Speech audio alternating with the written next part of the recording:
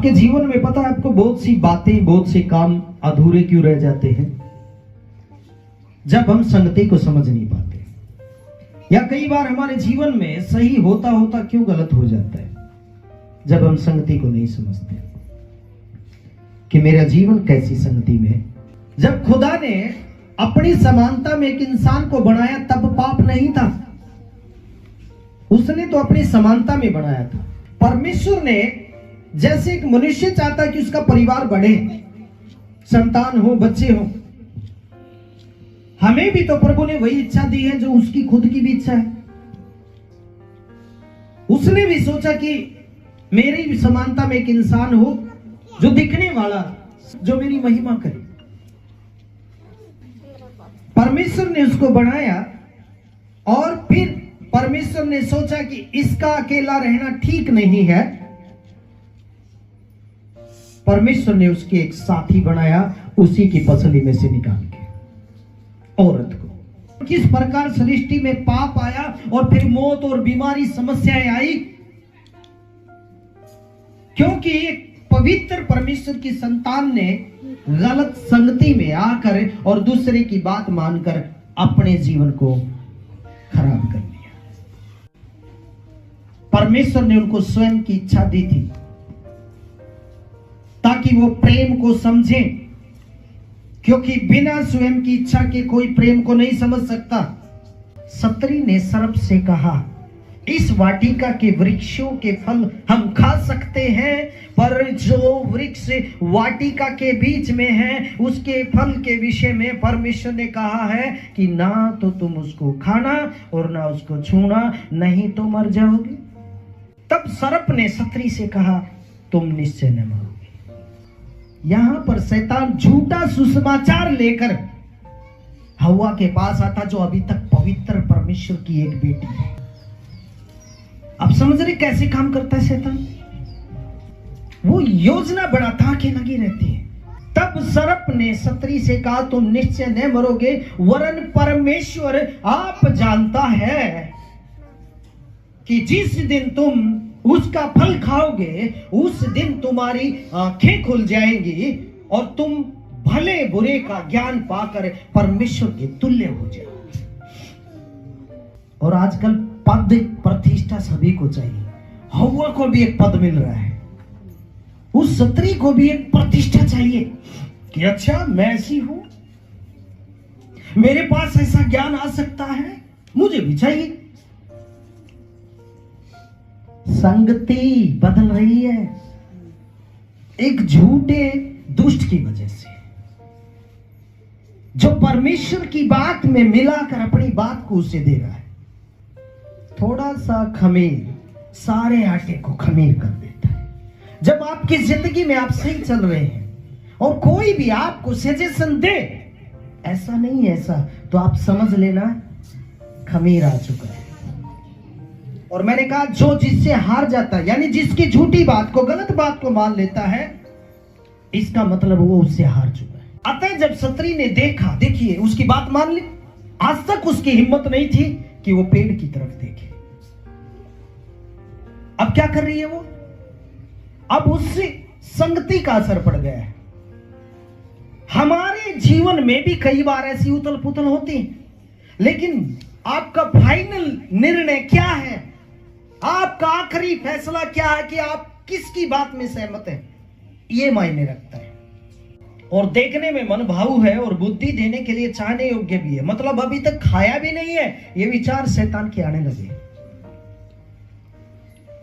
क्योंकि संगति का असर पड़ गया है।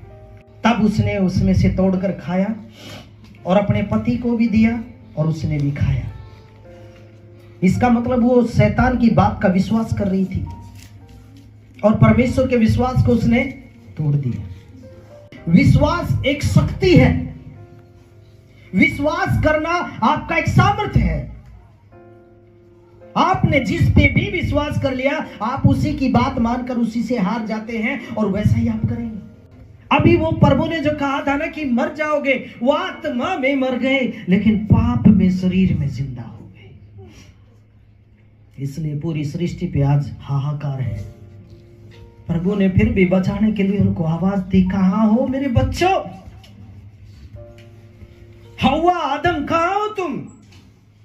प्रभु चाहता है कि वो जैसे अपनी इच्छा से उन्होंने पाप किया है वैसी ही इच्छा से वो आकर मेरे सामने अंगीकार भी कर ले, लेकिन ऐसा हुआ नहीं ऐसा। उन्होंने दोष लगाया, इसने दिया मुझे, मैंने खाया, आपको किसने दिया? उसने मुझे बहकाया। ये बात अलग है कि परमेश्वर इंसानों को इस्तेमाल करता है आपकी मदद के लिए, लेकिन आपका सारा भरोसा ही व्यक्ति नहीं होना चाहिए कि आप खुदा को उधर कर दें और कहें मैं तो इसके पीछे चलूंगा, क्योंकि वहां अदन की वाटिका में पाप कैसे आया, दुख कैसे आया, मृत्यु कैसे आई?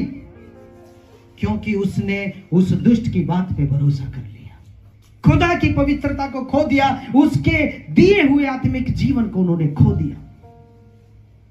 और वही आत्मिक जीवन दोबारा देने के लिए यीशु आया, जो अदन की वाटिका में खो दिया गया था।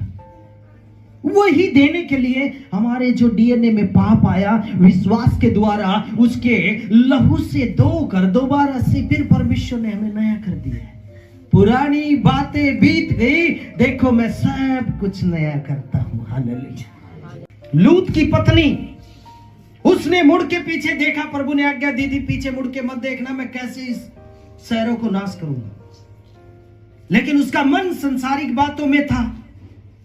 हम कैसे रहते थे, हमारे जानकार थे, हमारे पड़ोसी थे, भावना में बहकर, और वो जैसे ही पीछे देखी वहीं खड़ी रह गई। यीशु भी कहता, हल पे हाथ रख लिया तो पीछे मत मुड़ना। और जिसने पीछे मुड़ के यानी संसारिक बातों में फिर से, संसारिक पाप में फिर से मन लगाया, तो वो मेरे राज्य के लायक नहीं। हालेलुया।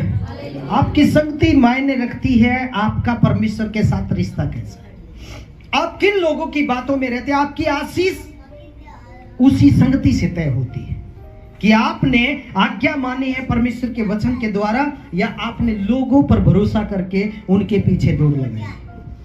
परमेश्वर जब भलाई करता है कि इंसान को इस्तेमाल करता है, शैतान जब बर्बाद करता है तो भी इंसान का इस्तेमाल करता है। हम किसके लिए इस्तेमाल हो रहे हैं? सिर्फ होठों से यीशु को बोलते हैं, या वाकई में मैं उसकी आज्ञा मानता हूं? पता नहीं क्या होगा, पता नहीं कौन सही है कौन गलत है, पता नहीं, क्योंकि आज्ञा नहीं मानते हैं। एक ही लक्ष्य दिया था उनको कि उस पेड़ का फल मत खाना। आज भी देता है प्रभु।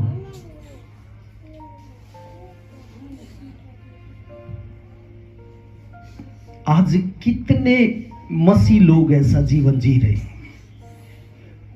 क्या कभी आपने गलत व्यक्ति को कभी डांटा है? तब वे उन्हें सिखाने लगा कि मनुष्य के पुत्र के लिए आवश्यक है कि वह बहुत दुख उठाए, और पुनरये और प्रधान याजक और शास्त्री उसे तुच्छ समझकर मार डाले, और वह 3 दिन के बाद जी उठे। हाँ, ये यीशु मसीह अपनी भविष्यवाणी कर रहा है कि मैं मारा जाऊंगा और पकड़वाया जाऊंगा, मुझे मारेंगे और तीसरे दिन फिर मैं खड़ा हो जाऊंगा, जिंदा हो जाऊंगा। अभी शैतान ने उसके प्रिय चेले पतरस के दिमाग में कुछ बात डाल दी। उसने यह बात उनसे साफ साफ कह दी। इस पर पतरस उसे अलग से ले जाकर धमकाने लगे, यीशु मसीह मेरे प्रभु, तेरे साथ ऐसा क्यों हो? आपको भी कई लोग रोकते होंगे, क्यों, तू क्यों ऐसा करे? आप जब भलाई की बात पर, सच्चे रास्ते पर जा रहे हैं, आपको दुख शायद होता होगा, लेकिन दूसरे लोग बेकार में सलाह देने आते हैं, ना ना इसमें तो ऐसा हो जाओ, क्या करोगे, रहने दो ना। क्यों? क्या परमेश्वर के वचन में लिखा हुआ नहीं है कि सुख और दुख दोनों इकट्ठे ठहराए प्रभु ने? लेकिन दुख कम और सुख ज्यादा दिए उसने। क्या जिस परमेश्वर के हाथ से अय्यूब कहता है मैंने आज तक सुख लिया, आज उसने दुख दिया, तो क्या मैं वो नहीं लूंगा? यीशु अपनी स्पष्ट बात को बोल रहा है कि मेरे साथ क्या होगा, लेकिन पतरस भावना में बहता है और शैतान उसको बहकाता, क्योंकि उसे पता भावुक आदमी है, ये भावना में आ जाएगा और तुरंत यीशु को अलग ले, इधर इधर इधर इधर प्रभु यहाँ मेरे साथ। कोई और ना सुन ले। क्या बोल रहे हैं आप? आपके साथ ऐसा क्यों? क्या ये पतरस का प्रेम है? ये पतरस की भावना थी, जिसको एक रुकावट के रूप में शैतान इस्तेमाल कर रहा है यीशु की। लेकिन यीशु ने पहचान लिया। क्या आप भी पहचानते हैं गलत लोगों को, या उन्हें बार बार हाँ हूं करते रहते? आपकी संगति को खराब कर रहे। परंतु उसने फिर कर अपने चेलों की ओर देखा और पतरस को झिड़क कर कहा, हे शैतान, मेरे सामने से दूर हो, क्योंकि तू परमेश्वर की बातों पर नहीं परंतु मनुष्य की बातों पे लगाता है। कितने लोग हैं ऐसे लोगों को डांटते हैं जो किसी के विरोध में, किसी की निंदा चुगली आपके बगल में बैठे हुए करे, चुप क्यों कर रहे हैं? वैसे हमें क्या अधिकार है किसी की पे दोष लगाने का? वैसे तो एग्जाम्पल, फोटो, पिक्चर ऐसी देखेंगे, एक उंगली इसकी तरफ उठ रही तो मेरे भाई 3 तेरी तरफ भी उठ रही है। बोलने को स्टाइल में फिल्मी बोलते हैं, लेकिन क्या असली जीवन में जीते हैं कोई ऐसे? प्रभु कहता दोष मत लगाओ, तुम पर भी नहीं लगाया जाएगा। और दोष लगाने का कारण ही क्यों पैदा करते हो? इसलिए यीशु ने उसको डांटा, ओए उसी के पास रहता है ना चिल्ला है। यहूदा को क्यों नहीं डांटा? क्योंकि यहूदा उसकी योजना को पूरा कर रहा था, वो जल्दी से पकड़वाया जाए। कहता है ना, तू जो करना चाहता तुरंत कर। यहूदा को क्यों नहीं डांटा? क्योंकि ये उसका निजी फैसला था। और इसको इसलिए डांटता क्योंकि क्रूस पे जा रहा है और ये भावना में, यीशु को भावना में लेके आना चाहता है। कितने लोग ऐसे होते हैं जो आपको मुंह से यीशु की बातों पे और दिलासा देते हैं कि मैं मसीह का हूं, लेकिन आपको लेके कहां जा रहे हैं? बर्बादी तो हमारे ही हाथ में रखी हुई है, आशीष भी हमारे हाथ में प्रबंधी। वो कहता है परमेश्वर ने किसके पैरों के नीचे कर दिया? यीशु मसीह के। और यीशु मसीह ने किसको दे दिया? कलीसिया को दिया है। एक व्यक्ति को नहीं, पूरी कलीसिया को बोलता है। और इसी कलीसिया में तो गड़बड़, इसी संगति में तो गड़बड़ चाहता है शैतान कि कैसे न कैसे ऐसे लोगों को इस्तेमाल करे और वो अच्छे लोगों के कैरेक्टर को खराब करे। लेकिन धन्य होगा वो व्यक्ति जो उस व्यक्ति से ज्यादा खुदा पर भरोसा रखता होगा। हालेलुया। मैं कहता हूं यीशु की तरह अगर आप परमेश्वर के सच्चे बेटा बेटी हैं तो आप डांट दीजिए ऐसे लोगों को तुरंत। हालेलुया। मेरे प्रिय भाई बहनों, अपनी संगति को मजबूत रखिए, परमेश्वर के साथ उपस्थिति में बने रहिए, उसकी आज्ञा मानकर। योना भविष्यद्वक्ता जी से परमेश्वर के विरोध में काम किया। वो कहां था योना? मैं पढ़ता हूं। यहोवा का ये वचन अमित्य के पुत्र योना के पास पहुंचा, उठकर उस बड़े नगर निनवे को जा। परमेश्वर ने निनवे जाने के लिए, उस देश में भेजने के लिए उससे कहा और उसके विरुद्ध प्रचार कर। एक नगर के विरोध में बोलना किसकी हिम्मत है? और ये तो परमेश्वर अपने दास को भेज रहा है पूरे नगर को धमकाने के लिए। जाके उनको सचेत कर। प्यार की बात कहे भाई, प्यार से जाके समझा तो मैं जाऊं। अब ये परमेश्वर कह रहा विरोध में प्रचार करेंगे, इसलिए कहता हूं उनकी बुराई बढ़ गई है। परंतु योना यहोवा के सम्मुख से तर्शीश को भाग गया। वो भेज उधर रहा है और तर्शीश को भाग गया। कुछ तो वो डरा भी होगा, ऐसे लोगों को कौन जाके सुसमाचार बताएगा? और सारा विरोध का ही सुसमाचार मुझे दे रहा है प्रभु। प्यार की बात कहे भाई, प्यार से जाके समझा तो मैं जाऊं। अब ये परमेश्वर कह रहा विरोध में प्रचार करेंगे। तब यहोवा ने समुद्र में एक प्रचंड आंधी चलाई और समुद्र में बड़ी आंधी उठी, यहां तक कि जहाज टूटने पर था। तब मल्लाह लोग, कई लोग थे उस किश्ती के ऊपर, डर कर अपने अपने देवता की दोहाई देने लगे और जहाज में जो व्यापार की सामग्री थी उसे समुद्र में फेंकने लगे। लिखा है कि वो नीचे सो रहा है। पूरी नाव के लिए वो एक व्यक्ति खतरा बन गया। वो ऊपर तूफान आया। तूफान आया किसकी वजह से? कोई बोले तो योना की वजह से। कोई आके बताता भाई नीचे कोई सोया है, उसको भी लेके आओ भाई, वो भी अपना कोई देवतों को मना लेगा, परमेश्वर को। लेकिन ये ईमानदारी दिखा रहा है वहां पे योना। कितने लोग ऐसा करते हैं? ईमानदार बनता है। कोई भी अपने आप को क्यों मारना चाहेगा? अंदर से स्वभाव में गलत बातों को स्वीकार करना ही तो मानना होता है।